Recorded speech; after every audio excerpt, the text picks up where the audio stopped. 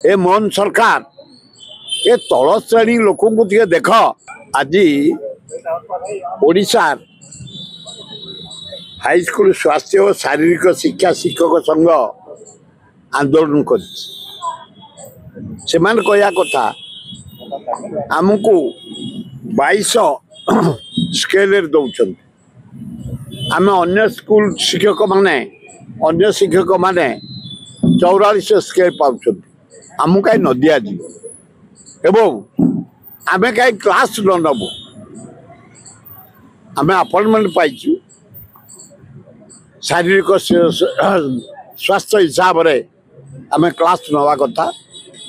सरकार दबा कथा ए मोहन सरकार ए तल श्रेणी लोक देख काली यूपी स्कूल मास्टर माने बसते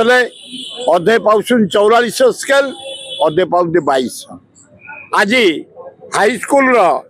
स्वास्थ्य और शारीरिक शिक्षक बसते 2200 पाउन 4400 पाइबा कथा कहीं न पाइबे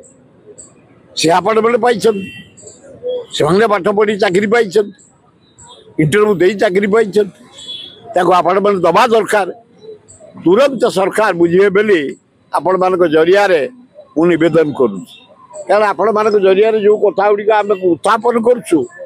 सरकार तुरंत कर्णपात कर इमिडिएट मीटिंग डाकी डिसीजन नौ आशा करुच्ची स्वास्थ्य और शारीरिक शिक्षक कथा इमिडिएट बुझंतु।